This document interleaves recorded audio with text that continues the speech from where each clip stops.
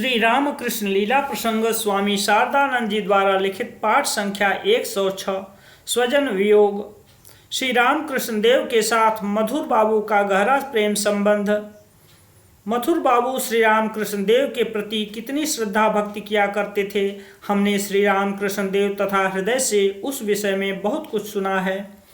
उस संबंध में संक्षेप में इतना ही कहा जा सकता है कि श्री रामकृष्ण देव के बारे में मथुर बाबू की यह दृढ़ धारणा बन चुकी थी कि वे उनके इहलोक तथा परलोक के एकमात्र आश्रय तथा अवलंबन स्वरूप हैं। दूसरी ओर उनके प्रति श्री रामकृष्ण देव की कृपा भी असीम थी।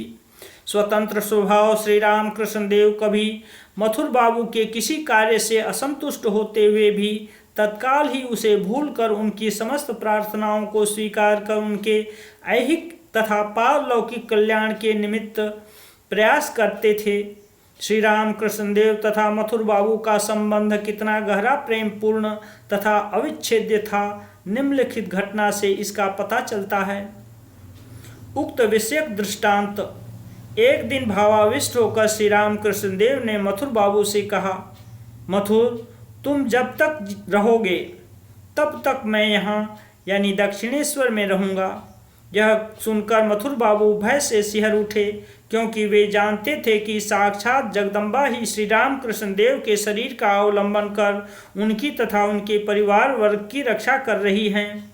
इसलिए श्री रामकृष्ण देव के उस कथन से उन्होंने समझा कि उनकी मृत्यु के बाद श्री रामकृष्ण देव उनके परिवार वर्ग को त्याग कर चल देंगे।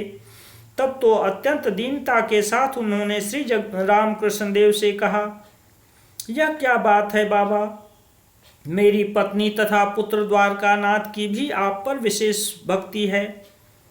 मथुर बाबू को दुखी देखकर श्री रामकृष्ण बोले, अच्छा, जब तक तुम्हारी पत्नी तथा दुआरी यानी द्वारकानाथ रहेंगे तब तक मैं रहूँगा। और सचमुच हुआ भी वही। श्रीमती जगदम्बा दासी तथा द्वारकानाथ के देहावसान के कुछ दिन बाद ही श्री रामकृष्ण देव ने सदा के लिए दक्षिणेश्वर को त्याग दिया। सन 1881 ईस्वी में श्रीमती जगदम्बा दासी का निधन हुआ था। उसके बाद 3 वर्ष से कुछ अधिक काल तक श्री रामकृष्ण देव दक्षिणेश्वर में रहे थे। उक्त विषयक द्वितीय घटना। दूसरे दिन किसी दिन मथुर बाबू ने श्री रामकृष्ण देव से कहा था, क्यों बाबा, तुमने जो कहा था कि तुम्हारे भक्त वृंद का आगमन होगा, अभी तक तो उनमें से कोई भी नहीं आया। यह सुनकर श्री रामकृष्ण देव बोले, पता नहीं बाबू, माँ कब तक उनको लाएंगी, किंतु वे सब आएंगे। यह बात स्वयं माँ से ही मुझे विदित हुई है। उन्होंने और जो कुछ मुझको दिखाया है क्रमशः वह सभी सत्य सिद्ध हुआ है, किंतु यह बात क्यों सत्य नहीं हुई, यह कौन जान सकता है। यह कहकर श्री रामकृष्ण देव खिन्न होकर सोचने लगे कि क्या उनका वह दर्शन भ्रमात्मक रहा। उन्हें दुखी देखकर मथुर बाबू अत्यंत व्यथित हुए तथा उन्होंने अनुभव किया कि उस विषय को छेड़ना उचित नहीं हुआ है। तदनंतर बालक स्वभाव श्री रामकृष्ण देव को सांत्वना देने के लिए उन्होंने कहा, बाबा, चाहे वे आएं या न आएं, मैं तो आपका दासानुगत भक्त विद्यमान हूँ, तो फिर आपका दर्शन कैसे असत्य हो सकता है। मैं अकेला ही 100 भक्तों के बराबर हूँ, इसलिए माँ ने कहा होगा कि अनेक भक्तों का आगमन होगा। श्री रामकृष्ण देव बोले, पता नहीं बाबू, तुम जो कह रहे हो संभवतः वही होगा। मथुर बाबू ने उस प्रसंग को और आगे न बढ़ाकर दूसरी बातों की चर्चा छेड़ते हुए श्री रामकृष्ण देव को वह बात भुला दी। मथुर बाबू के लिए इस प्रकार निष्काम भक्ति प्राप्त करना आश्चर्यजनक नहीं था। इस संबंध में शास्त्रीय अभिमत। श्री रामकृष्ण देव के निरंतर सत्संग के प्रभाव से मथुर बाबू के हृदगत भावों में कहाँ तक परिवर्तन हुआ था, इस ग्रंथ के गुरु भाव नामक खंड में हमने अनेक स्थलों पर उसका उल्लेख किया है। शास्त्रों का कथन है कि मुक्त पुरुषों के सेवक वृंद उनके द्वारा अनुष्ठित शुभ कर्मों के फल को प्राप्त करने के अधिकारी होते हैं। अतः अवतार पुरुषों के सेवक के लिए विविध दैवी संपद का अधिकारी होना कोई आश्चर्य की बात नहीं है। मथुर बाबू का देहावसान।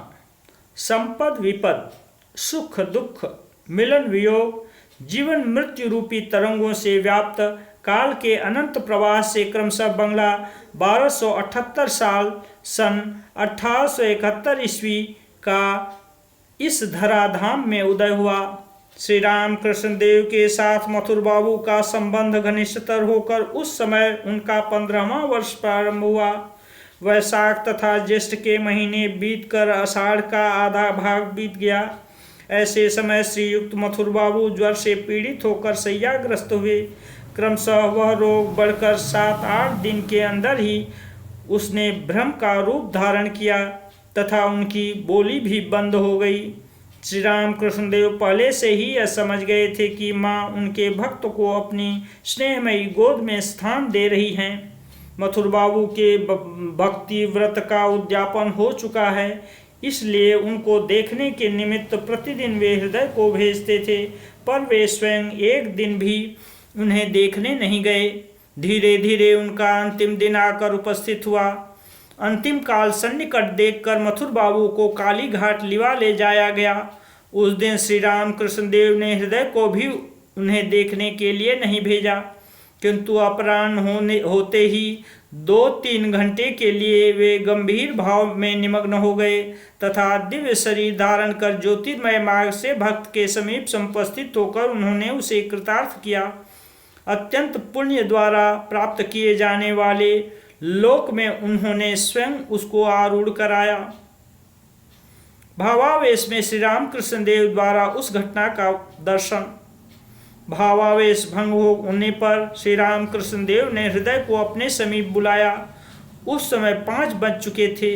उन्होंने कहा, श्री जगदम्बा की सखियों ने मथुर को अत्यंत आदर पूर्वक दिव्य रथ पर उठा लिया। उसकी आत्मा श्री देवी लोक में चली गई। तदनंतर गहरी रात्रि में काली मंदिर के कर्मचारियों ने आकर हृदय को समाचार दिया कि सायंकाल 5 बजे मथुर बाबू का देहांत हो गया। इस प्रकार से पुण्य लोक में गमन करने पर भी भोग वासना का संपूर्ण क्षय न होने के कारण परम भक्त मथुर बाबू को पुनः इस धरणी तल पर वापस आना पड़ेगा। श्री राम कृष्ण देव के मुख से अन्य किसी समय हमने यह बात सुनी है तथा अन्यत्र उसका उल्लेख किया गया है।